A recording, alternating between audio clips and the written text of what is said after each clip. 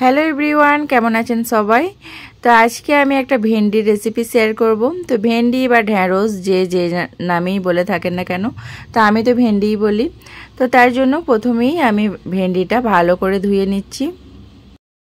তো এবার আমি ভেন্ডিগুলো কেটে নিচ্ছি। আর আমার সব কিছু সবজি বটি করে কাটতেই বেশ ভালো লাগে, সুবিধা হয়। তো এরপর আমার ভেন্ডিগুলো কাটা হয়ে গেছে। এখানে আমি কড়াই বসিয়ে দিয়েছি, কড়াইয়ে ভেন্ডিগুলো দিয়ে দিলাম। ভেন্ডিগুলো দিয়ে কয়েক সেকেন্ড একটু নাড়াচাড়া করে নেব। তো এবার আমি সামান্য সর্ষের তেল দিয়ে ভেন্ডিটা ভেজে নেব।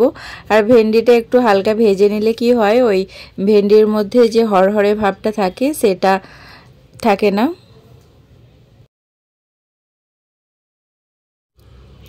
এরপর আমি সামান্য একটু লবণ দিয়ে আর একটু ভেজে নেব।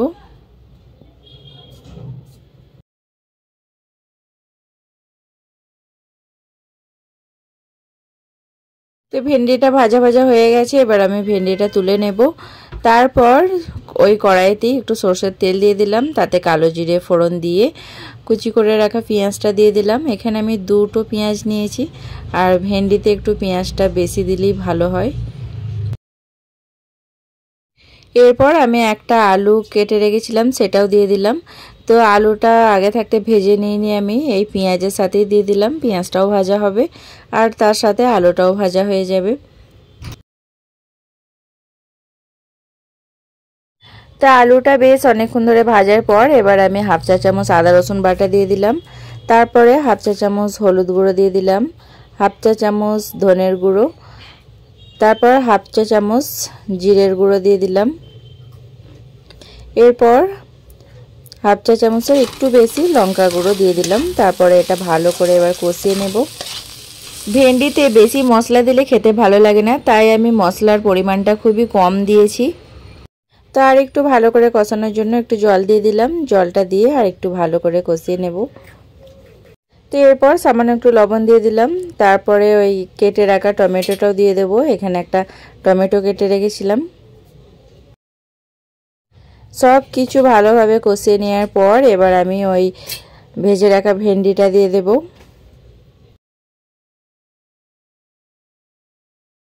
তো ভেন্ডিটা দেওয়ার পর মশলার সাথে ভালো করে আরেকটু কষিয়ে নেব।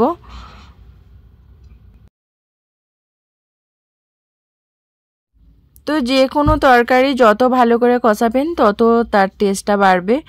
তা আর একটু ভালো করে কষানোর জন্য আমি একটু জল অ্যাড করলাম। জলটা দিয়ে আর একটু ভালো করে কষিয়ে নেব। তো ভালোভাবে কষানো হয়ে গেছে, আর আমি এখানে মাছের মাথা ভেজে রেখেছিলাম, সেটাও এবার দিয়ে দেব। তো মাছের মাথাটা দেওয়ার কারণে এই টেস্টটা আরও বেড়ে যায়। তো এবার আমি জলটা দিয়ে দেব। তো ফুটেও আসবে আর সব কিছু সেদ্ধও হয়ে যাবে। আর এই যে পুরোপুরি মানে সব কিছু সেদ্ধ হয়ে গেছে, মাছের মাথাটা কি সুন্দর নরম হয়ে গেছে। সব কিছুর সাথে ভালোভাবে এবার আমি একটু মাখিয়ে নেব।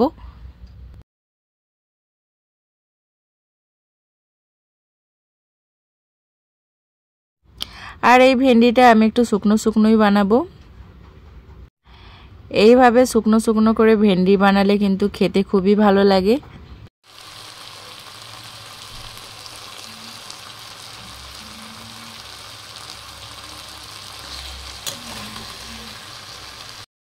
তো জলটা পুরোপুরি শুকিয়ে এসেছে, দেখুন তলাতে একটু জল নেই, পুরো তেলটা ছেড়ে দিয়েছে। আর এদিকে আমি সার্ভ করে নিয়েছি, দেখুন তো কতটা লোভনীয় লাগছে।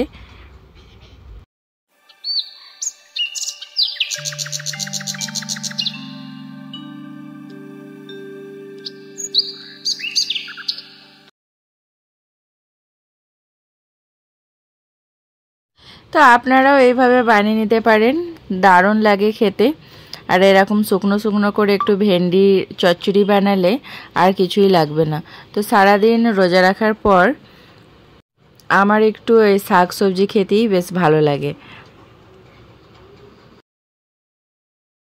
তো এবার আমি ভাতটা নিয়ে বসবো, আর আজকে কি বানিয়েছি সেটাও সবার সাথে একটু শেয়ার করব। তো আজকে আমি একটু কাঁঠালের ভর্তা বানিয়েছিলাম। কাঁঠালের দানার ভর্তা দারুণ লাগে। ওই একটু রসুন, শুকনো লঙ্কা, পেঁয়াজ ভেজে একটু ভর্তা বানালে বেশ ভালো লাগে। আর বানিয়েছিলাম ওই লোটে শাক ভাজা আর ওই ভেন্ডির শুকনো চচ্চড়ি। আর আমার ছেলের জন্য একটু ডাল বানিয়েছিলাম। তো আমার ডাল লাগে না, আমার শুকনো শুকনো খেতেই বেশ ভালো লাগে। তো এরকমভাবে মাছের মাথা দিয়ে শুকনো শুকনো করে ভেন্ডি চচ্চড়ি আপনারাও একবার বানিয়ে দেখতে পারেন, দারুণ লাগে খেতে। তো আজকের রেসিপিটা কেমন লেগেছে আমাকে জানাবেন, আর ভালো লাগলে একটা লাইক করে দেবেন, আপনার ফ্রেন্ড কিংবা ফ্যামিলির সাথে শেয়ার করতে পারেন ভিডিওটা। তো সবাই ভালো থাকবেন, সুস্থ থাকবেন, আবার দেখা হবে একটা নতুন ভিডিওর সাথে। ততক্ষণের জন্য সকলকে বাই বাই।